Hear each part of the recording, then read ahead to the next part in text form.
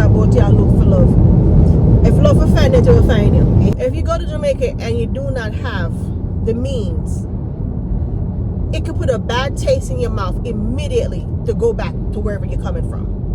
America, Europe, Canada, wherever you're coming from, if you don't think over what you do and know what you do and have enough savings, in no time you find yourself feeling very uncomfortable, because Jamaica can do that to a lot of people. You understand me? Go to Jamaica, go hype up yourself and try to follow the chopper then. Let me tell you this. If you're trying to keep up with some of the people in Jamaica, don't do it, because some of them don't know them and come by their money. I'll have them big house. Don't, if you're going to buy a house or even say build a small little house, build a small house, we don't watch a big house. Take your time and do what you can do. And if you can avoid the banks, as far as loan is concerned, avoid them. I can't tell you that right now. I put 2 months security in and nothing for nobody. I mean, that's, to me, that's a rip-off. First time here, welcome. And if you've been here before, welcome back, my blessed up nation. So anyways, today may I talk about the fact that some people don't understand, say, Jamaica is not for the faint of heart, you know. Moving back to Jamaica is not for everybody. And if you go back to Jamaica and you don't have enough money, I can tell you right now, you go wind up quitting in the next 3 to 6 months and move back to wherever you come from if you're not smart. And a lot of people take it lightly when I say be careful which part you rent or where you buy, because if you don't like which part you rent or where you buy, I'm gonna tell this right now, in no time you're gonna find your backside back on a plane. You understand me? You're not gonna stay, because no people take it for granted, like, you know, oh, I'm just gonna move down here for, you know, 6 months, do this and do that, and all excited, and most of the time they say, oh, I'm moving back. Why? Because them run out of money. Them broke. And that's a fact. Money is a big factor when you're moving to Jamaica. If you don't have enough money, it can put a bad taste in your mouth immediately. Plan to go to Jamaica, there are several things a lot of people do wrong, and why I say them do wrong are the biggest mistake them can make moving back to Jamaica. Try not to make this mistake. The first one is that, I'm gonna be honest, try to have enough money. Try to have enough money to hold you over even for 6 months, because we all know, say, if you don't have money, you're not gonna make it for long. And regardless of how you might feel like you want to live a simple life or a realistic life, you know, live a certain way, more like it, and live off the earth and all that, it takes time for things to even grow. So if you're going to move back to Jamaica, make sure you have enough money. Right? That's the number one thing we can tell you. Try to have at least enough money to cover you. If you can try to have a year or two, perfect. If you're renting, make sure you have a year's money if you're renting, because that's even more uncomfortable for you to worry about your rent. Maybe you have a job, say, you're all right, you know. So if you have a job, you're good. You understand me? If you go to Jamaica, you have a job, and it could cover your bills, you're good, okay? This is not for you, probably.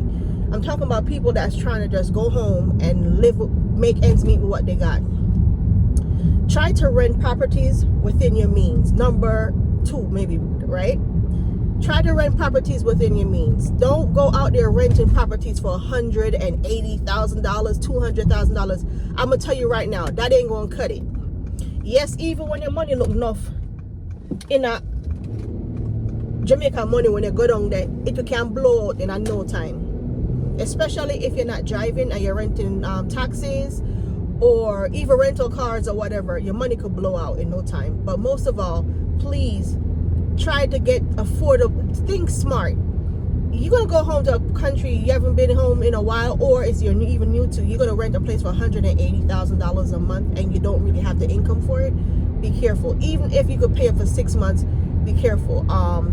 There are affordable homes in Jamaica, believe it or not, that you can actually find, that you can find within you. Most people within 60 to 80 grand or 100 in different areas. You don't have to go to town, because that's the biggest problem a lot of young people do, is run into the city, because they feel like, hey, you know, well, I understand for transportation, a lot of them take Ubers and, you know, taxis or whatever.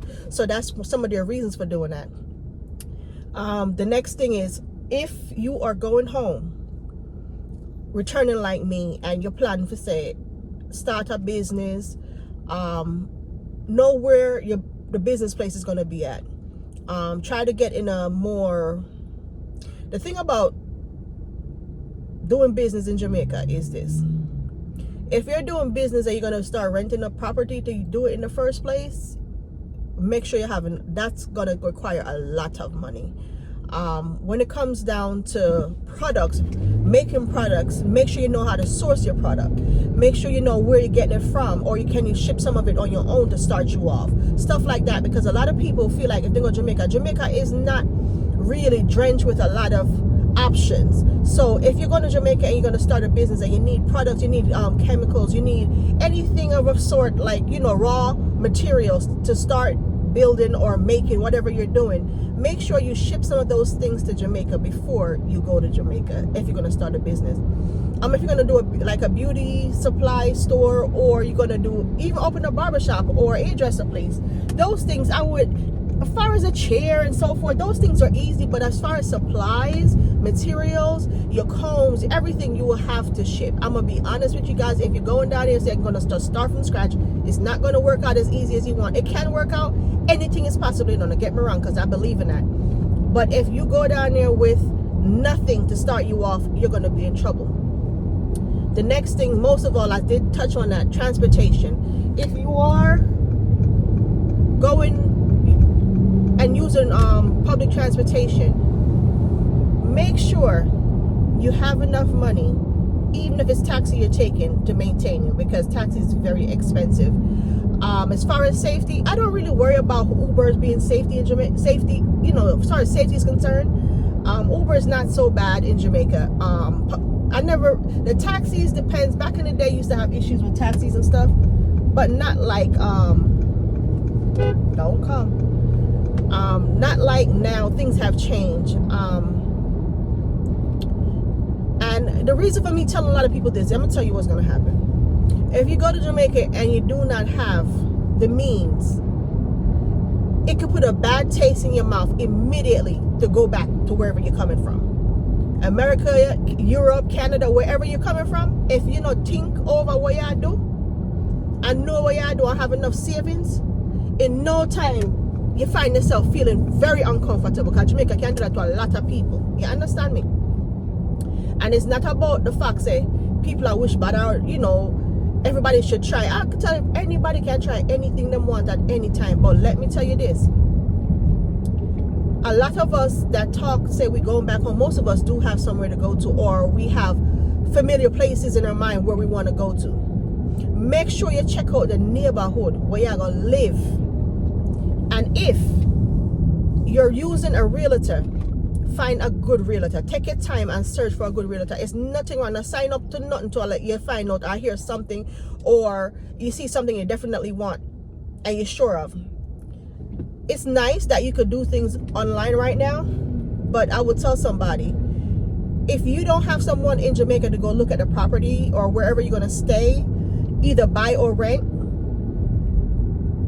sometimes it's not a good idea, because you need someone to find out, is it quiet enough if you're a quiet person? Is it loud enough if you're a loud person? Is it close to, you know, facilities or amenities that you need to be close to?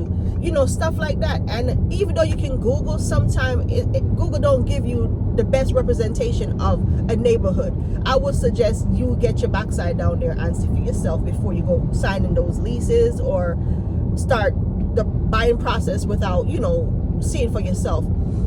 I know that when it comes down to Jamaica, a lot of us that grew up down there know about it, like myself, tend to like know of an area, hear a name, and we know exactly where it's at or what's going on. Even though it might be developed a little bit more now, we still have an idea. Some people that don't know anything about it, I would suggest that you definitely go to Jamaica or ask questions, come and look for yourself. Because let me tell you something, ain't nothing like when you go somewhere and you feel comfortable, it feels homely to you, feels like, yes, this could be home. You know what I'm saying?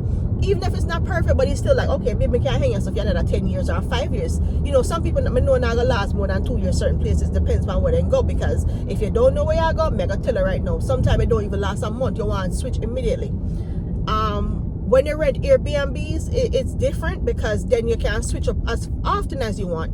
And most of the time, if you're renting Airbnbs, that means you have the money to do that kind of stuff.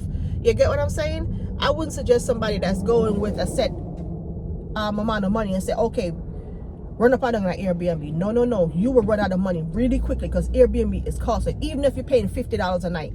So those are the mistakes a lot of people make when moving to Jamaica. The next thing is, I've studied in several ways. I would tell people not to ship certain things. I used to say not to ship because it costs so much, but I look at it like this, how the economy is right now. And if you're like me that only could use certain products or you need certain things, you will have to ship no matter what nobody wants to say.